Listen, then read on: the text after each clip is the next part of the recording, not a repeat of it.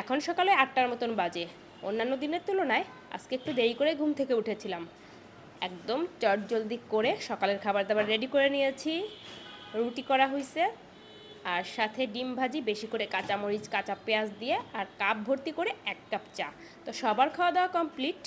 এখন আমি খাবার নিয়ে বসলাম। কি করব, সকাল সকাল প্রতিদিন একদমই ঘুম থেকে উঠতে ইচ্ছা করে না। যখনই ঘুম ভাঙে বা ওঠার সময় হয় ভাবি ইস আর একটু যদি ঘুমিয়ে নিয়ে পারতাম। আবার মাঝে মাঝে ভীষণ মনও খারাপ করে, একটা দিনও ঘুমাতে পারি না। তো আজকে একটু দেরি করে উঠে নিলাম। আর তন্নার জন্য সাথে একটু ভাতও বসিয়ে দিয়েছিলাম আর একটা সবজিও করে নেব। তো খাওয়া দাওয়াটা কমপ্লিট করি। গ্যাস আছে একদম লো। তো টিভি দেখতে দেখতে একদম মজা করে শান্তি করে হাসতে ধীরে খাবার খাচ্ছিলাম। আর শ্রীমনের পাপাকে দিয়েছি চা। সে তো চা খেতে চায় না, তাকে একরকম জোর করেই চা দিতে হয়। তো চা দিলাম, এখন সে চা খাচ্ছে। চা খেয়ে তারপর যাবে অফিসে। আজকে চাটা নাকি খুবই সুন্দর হয়েছে। আজকে আরও বেশি কিছু দিয়ে চা তৈরি করেছি। খুব সুন্দর বৃষ্টি হচ্ছে। সকালবেলা মানে ঘুম থেকে উঠেই দেখেছি বৃষ্টি, এখনও আবার বৃষ্টি আর সাথে বাতাস। একদম ঠান্ডা ওয়েদার, মনে হচ্ছে বর্ষাকাল। এই যে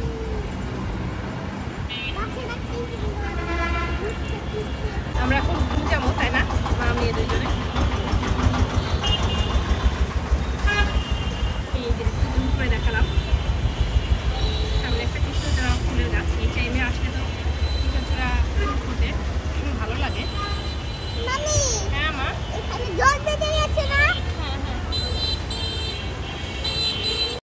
দুপুরে তো মা মেয়ে একসাথে খাওয়া দাওয়া করে ঘুমিয়ে পড়েছিলাম। ওই সন্ধ্যার কিছু টাইম আগে ঘুম থেকে উঠেছি। তো উঠে মাছটা বের করে রাখলাম। রাত্রে তো রান্না করতে হবে, যেহেতু সকালে আজকে রান্নাবান্না করা হয়নি। রুই মাছ এইটা, আজকে রুই মাছ দিয়ে আর হলো ফুলকপি দিয়ে রান্না করব। যদিও সময়ের জিনিসগুলো সময়ই ভালো লাগে, মানে ফুলকপি বা বাঁধাকপি এই টাইপের সবজিগুলো শীতের সময় হয় আর শীতকালেই খেতে বেশি মজা লাগে। তারপরেও এই ফুলকপিটা দেখে মনে হচ্ছিল আমার বেশ ভালোই হবে। তো আজকে রান্না করব মাছ দিয়ে। তো চলুন ফুলকপিটা কেটে নেই। আর হ্যাঁ, একদম ফ্রেশ ছিল, খুব ভালো ছিল ফুলকপিটা। আর এই ফুলকপির ডগাটাও আমি মাঝে মধ্যে রান্না করি, সবসময় না, মাঝে মধ্যে যখন ইচ্ছা করে। বেশিরভাগ টাইম দেখা যায় এই ডগাটা হলো সরিষা দিয়ে চচ্চড়ি করি, অনেক ভালো লাগে। আর স্টিমর সোনাকে সন্ধ্যায় ওই দুধ গরম করে দেবো আর সাথে কয়েকটা রুটি দেব। বাসায় পাউরুটি আছে, আজকের এর জন্য খাবার দাবার সন্ধ্যায় তৈরি করব না।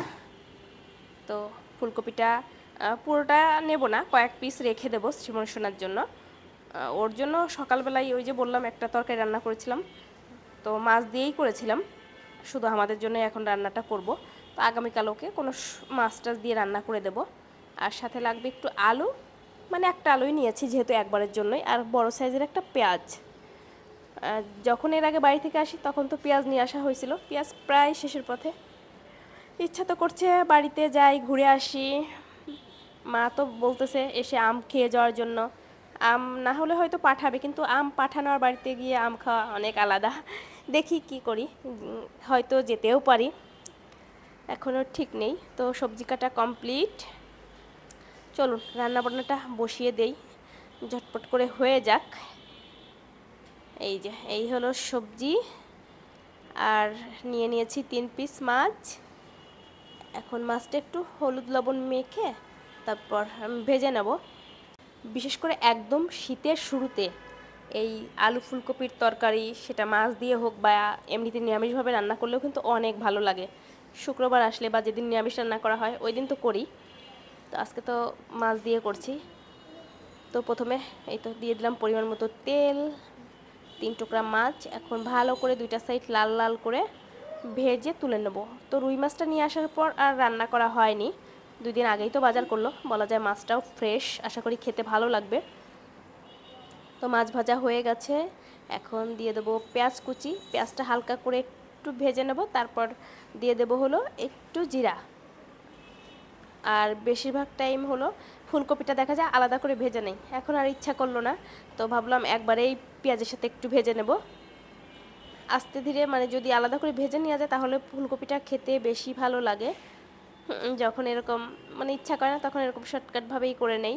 তা আলু ফুলকপি দিয়ে তারপর এখন আবারও একটু হলুদ লবণ অ্যাড করে দেব, আর চুলা হিটটা লোতে রেখে ঢেকে দেব, যাতে বেশি সময় নিয়ে একটু হালকা লাল লাল করে ভেজে আমি তুলে নেব না, তারপর মশলাটা দিয়ে ভালো করে কষিয়ে নেব।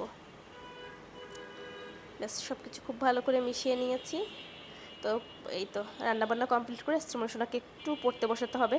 এই সন্ধ্যার টাইমে রান্নাবান্না থাকলে দেখা যায় ওকে নিয়ে আর পড়তে বসাতে মানে সময় হয় না, আর এখন তো দেখা যায় সন্ধ্যা লাগতে লাগতে প্রায় 7টা বেজে যায়, হ্যাঁ মানে দেখতে দেখতে রাত হয়ে যায়। তো ভালো করে কিন্তু ভাজা হয়ে গেছে, আর এখন মশলা অ্যাড করে দেব। দিয়ে দিলাম একটু জিরা গুঁড়া, তারপর মরিচ গুঁড়া, তারপর দিয়ে দেবো হলুদ লবণ, পরিমাণ মতো একটু জল, মশলাটা ভালো করে কষিয়ে নেওয়ার জন্য। আর যেহেতু আমাদের জন্যই শুধু রান্না করছি, একটু ঝাল করেই করব, নামানোর আগে আবার কয়েকটা কাঁচামরিচও অ্যাড করব। তো খুব ভালো করে এখন ঢেকে আস্তে ধীরে কষিয়ে নিতে হবে মশলাটা। বৃষ্টি হয়েছে, ওয়েদার একদম ঠান্ডা, বেশ ভালোই লাগতেছে। পরপর কয়েকদিন এরকম বৃষ্টিই হচ্ছে, মনে হচ্ছে বর্ষাকাল হয়তো চলে আসলো। তো ঢেকে দিলাম, কিছু টাইম কষিয়ে নেব। তো বেশ কিছু টাইম কষিয়ে নিয়েছি, মশলাটা কিন্তু একদম সুন্দর করে কষানো হয়ে গেছে, তেল ছেড়ে দিয়েছে।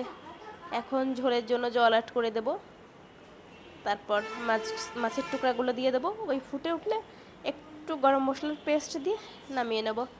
তাহলেই আজকের মতন মানে রাতের মতো রান্নাবান্না কমপ্লিট। প্রায় 8টার মতন বেজে গেছে, কি করতে করতে সময় যে চলে গেল। তো এখন বসিয়ে দিয়ে একদম চুলা হিটটা লোতে রেখে দেবো। যাই একটু ওর কাছে যাই, একটু ও খেলা করতেছে, একটু বই নিয়ে বসিয়ে দেই। রান্না হতে একটু সময় লাগবে এখন, কারণ এই ডগাগুলো সিদ্ধ হতে কিন্তু বেশ অনেকটা সময় লাগে, কপির এই ডগাগুলো এই টাইমে। তো মাছ রান্না কিন্তু হয়ে গেছে, তো এখন নামিয়ে নেব। শ্রীমনের পাপা আসেনি এখনও, হয়তো চলে আসবে। এই যে সে অফিস থেকে আসার সময় কিন্তু আজকে লিচু নিয়ে আসছে, আর এই বছর এই প্রথম বাসায় লিচু নিয়ে আসা হয়েছে।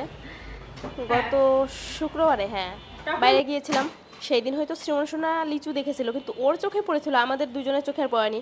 ও বলতেছিল লিচু খাবো, কিন্তু আমরা আর দেখিনি। আর বাইকের উপর ছিলাম, তো বাইক টেনে চলে আসছে।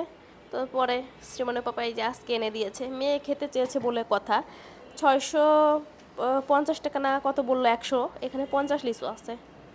এখনও অত মিষ্টি হয়নি লিচু।